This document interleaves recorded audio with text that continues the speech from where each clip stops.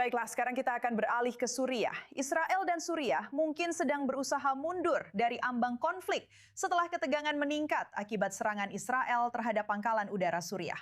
Menurut sumber kami, pejabat senior Israel dan Suriah bertemu secara rahasia di Yordania pada hari Minggu, termasuk Menteri Luar Negeri Suriah Asad al-Shaibani dan Kepala Mossad Roman Gopman.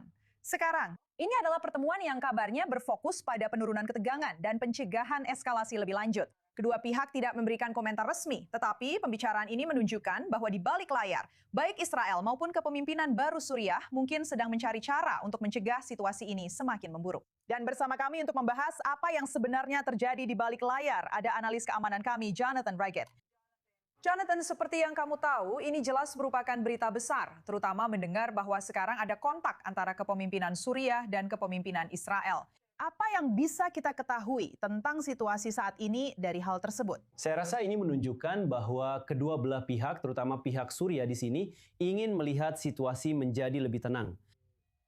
Suriah tentu saja berada dalam posisi yang bermasalah karena masih merupakan negara yang lemah, terletak di antara Israel yang memiliki kepentingannya sendiri di satu sisi dan Turki yang juga memiliki kepentingannya sendiri di sisi lain. Jadi menurut saya, Israel dalam pertemuan ini mencoba memberitahu rezim Suriah bahwa kami, Israel, tidak menentang kalian. Tetapi ada batas-batas tertentu yang tidak bisa kami terima, yaitu semakin mengakarnya kehadiran Turki di wilayah kalian. Selama bertahun-tahun, selama ini kita membicarakan tentang mengakarnya kehadiran Iran di Suriah. Sekarang kita mulai membicarakan mengakarnya kehadiran Turki. Dan Israel kali ini melalui diskusi, melalui negosiasi, bukan melalui kekerasan, sedang mencoba menyampaikan pesan itu. Kami mendengar Perdana Menteri Netanyahu mengatakan kurang dari seminggu yang lalu bahwa Israel juga telah menyampaikan pesan yang sama sebelum serangan terhadap pangkalan udara di dekat Halep, dekat Idlib. Pesan itu tidak tersampaikan. Apakah kali ini akan tersampaikan? Kita harus menunggu dan melihat. Saya pikir Suriah ingin agar baik Israel maupun Turki menjauh sejauh mungkin. Tapi tentu saja, ini adalah dua negara kuat yang memiliki kepentingan mereka sendiri. Benar, saya memang ingin membahas pandangan Suriah atau pandangan kepemimpinan Suriah terhadap Turki saat ini, terutama jika dibandingkan dengan Israel. Bisa dibilang dalam banyak hal, pemerintah Suriah tidak ingin melihat pengaruh yang semakin kuat dari kedua kekuatan ini. Tapi, apakah mungkin ada mitra yang lebih disukai? Saya masih berpikir bahwa Turki adalah mitra yang lebih mereka sukai. Mari kita ingat, jangan berharap bahwa rezim Suriah, Presiden Suriah, seorang mantan jihadis akan bergabung dengan gerakan Zionis dalam waktu dekat. Itu tidak akan terjadi. Jelas ada kontak yang jauh lebih dekat dan jauh lebih banyak. Segala sesuatu jauh lebih dekat dengan Turki daripada dengan Israel. Meski begitu, Suriah memahami. Presiden mereka memahami, Presiden Bashar memahami bahwa setiap keterlibatan Turki di dalam Suriah akan menyeret Israel ikut terlibat seperti yang sudah kita lihat tepat seminggu yang lalu. Oleh karena itu, saya pikir orang-orang Suriah ingin semua orang tidak ikut campur lagi. Tapi seperti yang kita tahu, di Timur Tengah tidak ada yang namanya kekosongan. Dan jika satu kekuatan besar pergi, maka yang lain akan masuk. Presiden Bashar mungkin punya banyak hal yang ingin dia lihat di Suriah, tapi kenyataannya berkata lain. Dan seperti yang sudah kita katakan tentang begitu banyak isu lainnya, jawaban atas apa yang benar-benar akan terjadi ada di Washington, di tangan Presiden Trump yang sedang berusaha menggerakkan situasi di Suriah dan menjalin hubungan dekat dengan Presiden. Dan pada saat yang sama, dia adalah sekutu baik Turki maupun Israel. Baiklah Jonathan, terima kasih telah bergabung bersama kami dengan analisis tersebut. Sekarang kita akan beralih ke Turki. Israel dan Turki mungkin sedang berusaha mencegah situasi berbahaya di Suriah agar tidak memanas di sisi lain dari hal ini. Pejabat Israel dan Turki dilaporkan telah membuka jalur komunikasi diam-diam menurut media berita Israel Kan, yang diduga bertujuan untuk mencegah konfrontasi langsung saat Ankara memperluas kehadiran militernya di Suriah. Sekarang Israel mengatakan bahwa mereka tidak ingin Turki menjadi musuh, tetapi mereka juga telah menetapkan batas tegas. Pangkalan-pangkalan Turki yang dilengkapi dengan pertahanan udara, drone atau rudal yang bisa membatasi kebebasan bertindak Israel adalah hal yang sangat dilarang. Jadi, apakah jalur belakang ini bisa mencegah kedua kekuatan regional tersebut bertabrakan? Nah, bersama kita sekarang adalah peneliti senior di Foundation for Defense of Democracy, Sindan Chedi. Menurut Anda, seberapa pentingkah fakta bahwa Israel dan Turki saat ini sedang berbicara melalui jalur belakang? Terutama setelah serangan yang kita lihat dari Israel ke pangkalan Suriah, di mana diplomat atau pejabat Turki diyakini telah berkunjung. Selamat malam, terima kasih sudah mengundang saya. Ya, menurut saya ini sangat penting karena jelas ada kepentingan untuk menghindari konflik bersenjata langsung antara kedua negara. Hanya karena Anda tahu, melakukan hal itu akan menjadi bencana bagi kedua negara. Tapi menurut saya, berdasarkan analisis dan narasi Anda sebelum saya tadi menonton, saya rasa benar bahawa Israel telah menetapkan garis merah. Ada mekanisme pencegahan bentrokan di dalam Suriah untuk Turki. Dan menurut saya, narasi Turki adalah, ya lihat, kami diterima di sini. Jadi kami pada dasarnya berusaha untuk memungkinkan kemampuan militer Suriah dan kapasitas militernya dibangun kembali. Namun banyak orang di Israel serta di dunia barat yang lebih luas, menurut saya menafsirkan hal itu sebagai kemampuan Erdogan untuk menggunakan militer Suriah sebagai alat untuk melemahkan dan mengancam Israel. Gagasan bahwa Turki diundang itu benar, sedangkan Israel tidak. Namun hal itu tidak menghentikan Turki untuk memasuki Suriah berkali-kali selama perang saudara tanpa undangan juga. Kita melihat 3 kali serangan militer besar atau invasi ke Suriah antara tahun 2016 dan 2019. Pendudukan militer Turki di Suriah yang masih ada hingga hari ini tidak pernah didasarkan pada izin. Jadi, mari kita kesampingkan hal itu juga. Tapi orang-orang Turki benar-benar sedang bermain api dan sekarang mereka menyadari bahwa orang-orang Israel tidak akan mentolerir hal itu. Dan dalam hal ini, saya pikir mereka mulai terguncang dan sekarang mereka bersedia untuk berbicara demi menghindari permusuhan lebih lanjut. Benar. Anda tahu, Israel mengatakan bahwa penguatan militer Turki di Suriah tentu saja termasuk pertahanan udara, terutama sistem-sistem canggih lainnya adalah garis merah, seperti yang baru saja Anda sebutkan. Pada akhirnya, apa sebenarnya yang dikhawatirkan Yerusalem akan dibangun atau dilakukan Turki di Suriah? Mengapa ini menjadi garis merah? Maksud saya, itu pertanyaan yang bagus. Lihat, saya akan mengatakan bahwa kita tidak boleh melihat hal ini secara terpisah. Yang harus kita sadari adalah Turki menjalankan lebih dari 30 badan amal di dalam Israel yang memiliki hubungan langsung dengan entitas Islamis ekstremis yang ingin melakukan tindakan berbahaya. Dukungan Turki yang terus-menerus terhadap Hamas tidak diragukan lagi. Turki adalah basis utama operasi untuk mengordinasikan aktivitas Hamas, baik secara finansial maupun perencanaan terorisme di dalam Israel.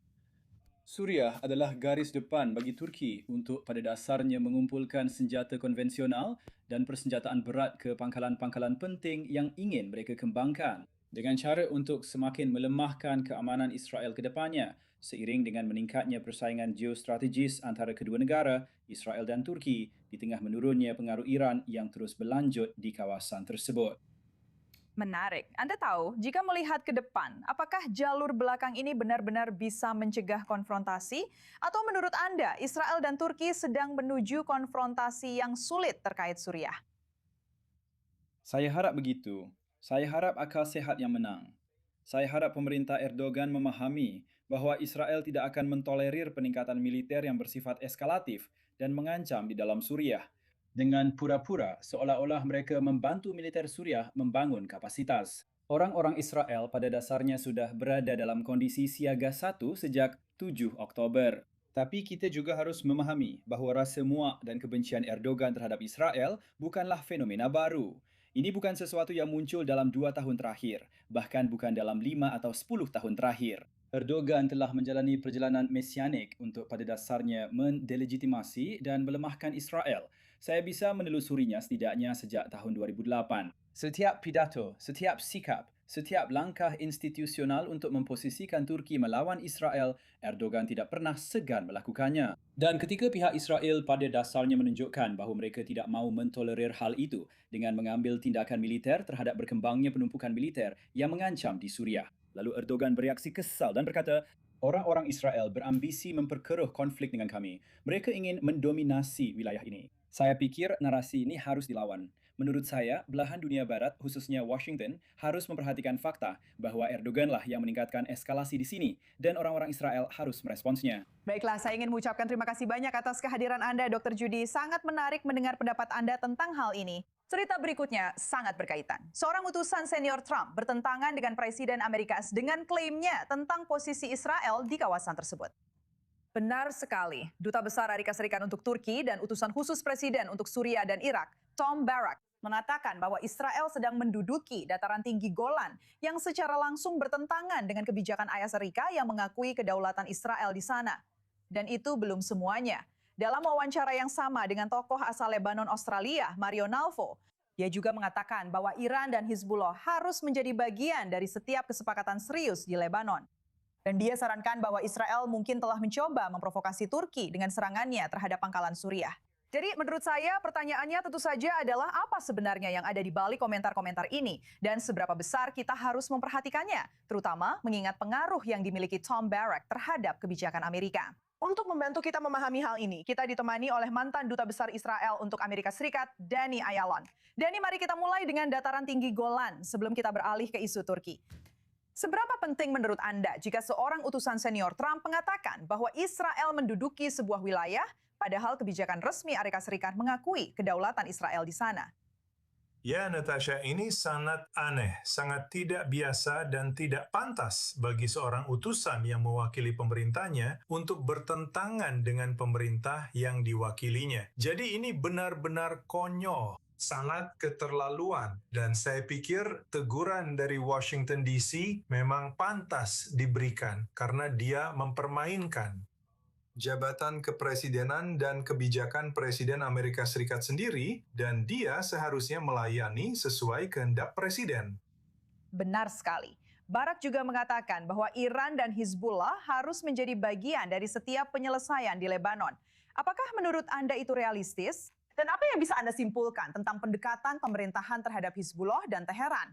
Jelas, Anda tahu pengakuan bahwa pada dasarnya seolah-olah pemimpin Amerika Serikat mengatakan kita tidak akan bisa menyingkirkan Iran dalam skenario ini. Ya, tidak ada hubungan baik antara Amerika Serikat dan Hizbullah. Kita harus ingat, Natasha, Hizbullah telah membunuh lebih banyak tentara dan pasukan Amerika sejak awal tahun 80-an, ratusan diantaranya, dan menangkap perwira Amerika. Dan sekali lagi, Hizbullah adalah musuh bukan hanya bagi Israel, tapi juga bagi Amerika Serikat. Hizbullah dianggap sebagai organisasi teroris dalam daftar teroris Amerika Serikat. Jadi apa yang dikatakan Barak sekali lagi sangat aneh menurut saya. Dan juga tentu saja bertentangan dengan kepentingan Amerika Serikat untuk memperluas pengaruh Iran kembali ke Lebanon. Setelah pengaruh itu benar-benar sangat dibatasi oleh Israel dan juga oleh Amerika Serikat dalam perang lawan Iran yang sampai sekarang belum berakhir. Dan tentu saja kita tidak ingin melihat Iran kembali ke Lebanon. Dan Barat mengatakan hal itu sama saja dengan utusannya sendiri menyabotase kebijakan Amerika.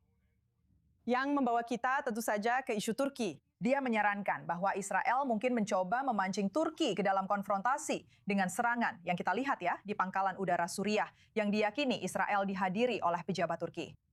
Seberapa serius Israel harus menanggapi tuduhan itu? Dan apa artinya hal itu bagi hubungan antara Amerika Serikat, Israel, dan Suriah saat ini? Dan tentu saja juga Turki. Maksud saya ada begitu banyak pihak di sini dan menurut kami Trump sangat mendorong tercapainya semacam kesepakatan damai antara Israel dan Suriah. Jadi komentar seperti ini mungkin bisa merusak upaya tersebut. Baik Natasha, seperti yang kamu sebutkan, ada banyak dinamika yang sedang berlangsung. Saya pikir yang paling penting, katakanlah, elemen atau poros yang paling penting adalah antara Washington dan Yerusalem. Ini adalah landasan untuk terus membangun kebijakan dan langkah kita juga melalui konsultasi erat dengan Amerika Serikat. Bagaimanapun juga, kita memiliki kepentingan bersama di sini, kepentingan strategis, bahkan lebih daripada Amerika Serikat dan Turki misalnya. Meskipun ada hal ini, saya akan katakan hampir seperti penyimpangan dari hubungan yang sangat dekat antara Erdogan dan Trump yang tidak bisa saya jelaskan. Tapi kalau bicara soal negara, Israel seharusnya jauh lebih dekat dengan Amerika Serikat dan memang selalu lebih dekat. Kalau bicara soal Suriah, Suriah saat ini sedang menjadi pembahasan. Sayangnya, Suriah tidak memiliki kekuatan sendiri untuk menentukan masa depan dan takdir mereka. Dan Turki ada di sana, berusaha mengambil alih Suriah.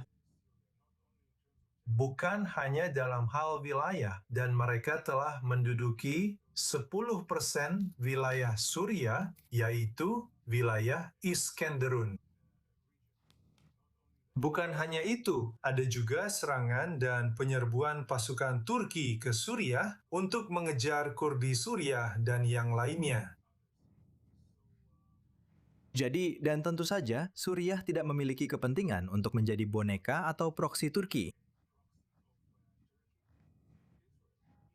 Israel di sini sangat bersikeras bahwa Suriah akan menjadi wilayah netral. Kami tidak ingin melihat Turki menggantikan peran Iran pada masa rezim Assad yang sebelumnya menguasai Suriah. Dan tentu saja, kami tidak ingin melihat pasukan Turki di perbatasan utara kami. Dan kami akan memastikan hal ini tidak terjadi, dan kami sangat mampu untuk melakukannya. Saya pikir cara diplomatik adalah langkah yang tepat. Dan saya percaya ini bisa diselesaikan secara diplomatik karena baik Israel maupun Turki tidak memiliki kepentingan untuk bentrok. Baiklah, Duta Besar Dani Ayalon, terima kasih banyak telah bergabung bersama kami.